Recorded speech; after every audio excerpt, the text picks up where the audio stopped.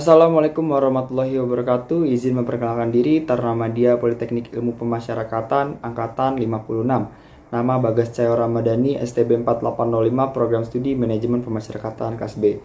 Pada kesempatan kali ini, saya bersama 5 rekan saya, Ahmad Budi Priambodo, Alvin Hanif Yusron Sabila, Muhammad Nurdizen, dan Muhammad Akbar Dwianto, serta Rizal Chandrana Hamau akan menyampaikan hasil review dari buku yang telah kami baca secara bersama-sama. Buku yang kami baca yaitu The Magic Ladder to Success, atau yang dapat kita artikan sebagai tangga ajaib menuju sebuah kesuksesan. Buku ini dikarang oleh Napoleon Hill yang memiliki jumlah halaman sebanyak 216, dan buku ini telah diterbitkan oleh Buana Ilmu Populer pada tanggal 3 Juni tahun 2018. Sebagai awalan, saya akan menjelaskan isi sedikit dari buku yang telah kami baca, yaitu Napoleon Hill berpendapat bahwa seorang pemimpin ini terbentuk karena kebiasaan yang sangat mirip, sederhana, dan juga dinamis. Dalam buku ini, Napoleon Hill juga telah menguraikan berbagai 17 prinsip menuju kesuksesan. Salah satunya yaitu menumbuhkan kepercayaan diri, pengendalian diri, konsentrasi, dan toleransi, kemudian mengambil inisiatif, mengambil keuntungan dari kegagalan, dan memanfaatkan aturan emas untuk memenangkan kerjasama. Itulah sedikit isi dari buku ini. Untuk selanjutnya, kami akan menjelaskan dari 17 prinsip menuju kesuksesan menurut Napoleon Hill secara bergantian. Selamat menyaksikan. Baiklah, untuk selanjutnya saya akan menjelaskan terkait dengan pelajaran pertama, pelajaran kedua, dan pelajaran ketiga dari buku ini. Untuk pelajaran pertama yaitu di sini dijelaskan terkait dengan pikiran guru. Pikiran guru di sini yang dimaksud ialah dalam mencapai sebuah kesuksesan, kita sebagai individu harus memiliki kekuatan yang pasti. Kekuatan yang pasti itu bagaimana sih? Kekuatan yang pasti ini yang dimaksud karena adanya timbul rasa kemauan yang kuat dari dalam diri untuk mencapai sebuah kesuksesan. Dan tentunya yaitu adanya kekuatan berupa dorongan dari orang-orang yang berpengaruh dalam proses kita dalam menuju sebuah kesuksesan. Nah, terkait dengan pelajaran kedua, yang dimana buku ini menjelaskan dalam bab ini terkait dengan tujuan utama yang pasti dalam mencapai sebuah kesuksesan. Bahwa dalam mencapai sebuah kesuksesan, kita harus memiliki tujuan yang pasti. Kita harus memiliki rencana yang pasti juga agar tercapainya kesuksesan ini. Bahwa sejatinya tidak ada sesuatu yang berharga yang dapat dicapai tanpa adanya sebuah tujuan ataupun rencana dari prosedur yang pasti dan diikuti secara sistematis.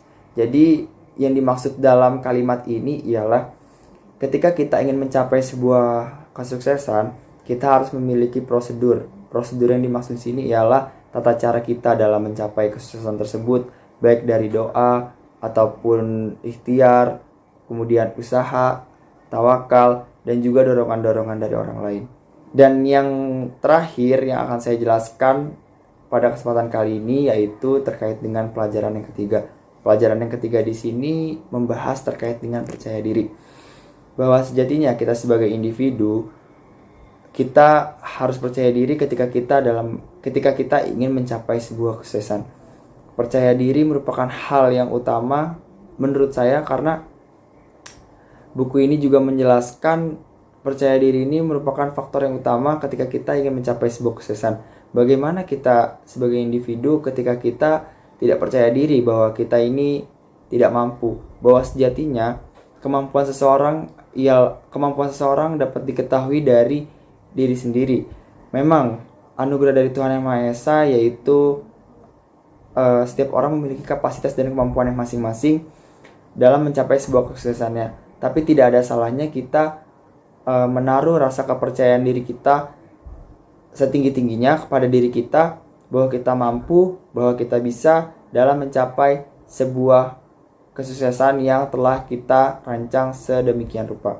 Sebaliknya, jika kita tidak percaya diri, maka pupus sudah harapan yang akan dicapai, dalam arti bagaimana kesuksesan itu akan tercapai kalau dari pribadi kita saja tidak memiliki rasa percaya diri ataupun rasa percaya diri itu kurang.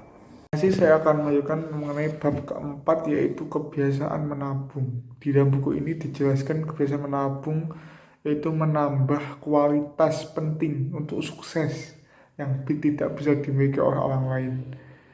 Yang mana dijelaskan juga bahwasanya uang memang bukanlah segalanya. Namun kita harus memahami bahwa tanpa uang kita bisa bergantung pada orang lain. Di dalam buku ini juga mengisahkan kisah inspiratif, yaitu seorang Henry Ford yang mana melakukan kebiasaan menabung secara tepat dan sistematis. Bab kelima yaitu inisiatif dan kepemimpinan, di mana di dalam buku ini mengenai langkah pengembangan inisiatif dan kepemimpinan untuk membentuk suatu kebiasaan yang cepat dan tegas, yang mana orang sukses itu memiliki keputusan yang cepat, tegas, dan tetap. Dan orang yang gagal kebiasaannya yaitu melakukan suatu keputusan yang ragu-ragu sehingga tidak mendapatkan apa-apa. Selanjutnya yaitu imajinasi. Seseorang mungkin memiliki tujuan utama yang pasti ada rencana untuk menggapainya, mulai dari kepercayaan, kemampuan. Namun, tanpa adanya imajinasi, semua akan sia-sia. Kualitas-kualitas lain yang menunjang untuk melakukan suatu tujuan kita akan sia-sia tanpa adanya imajinasi. Pada bab ke-7 di buku ini dijelaskan mengenai bab antusiasme. Antusiasme sendiri memiliki arti sebagai kekuatan pendorong yang memberikan kekuatan kepada orang yang memilikinya. Kemudian antusiasme ini bersifat menular serta mempengaruhi semua orang yang dijangkaunya. Dapat diamati bahwa antusiasme memainkan peran penting dalam 4 prinsip lain yang bentuk filosofi hukum kesuksesan, yaitu mastermind, imajinasi, pemikiran yang akurat, dan kepribadian yang menyenangkan. Untuk mencapai keempat hukum kesuksesan tersebut, maka antusiasme harus dikendalikan dan diarahkan ke tujuan yang pasti, agar ia tidak menjadi destruktif yang tentunya akan menjadi bumerang untuk dirinya sendiri. Kemudian pada bab ke-8 dalam buku ini dijelaskan mengenai kurangnya pengendalian diri. Setiap orang yang sukses harus memiliki semacam roda keseimbangan untuk emosinya. Ketika seorang kehilangan kesabaran, maka hal yang harus dilakukan adalah memahami secara mendalam tentang apa yang terjadi dan introspeksi dalam dirinya. Pengendalian diri juga merupakan roda keseimbangan bagi orang yang terlalu optimis serta memiliki antusiasme yang berlebih. Kemudian pada bab ke-9 dalam buku ini dijelaskan mengenai kebiasaan melakukan lebih dari yang diminta. Ada dua hal mengapa orang sukses harus mengamalkan hukum ini.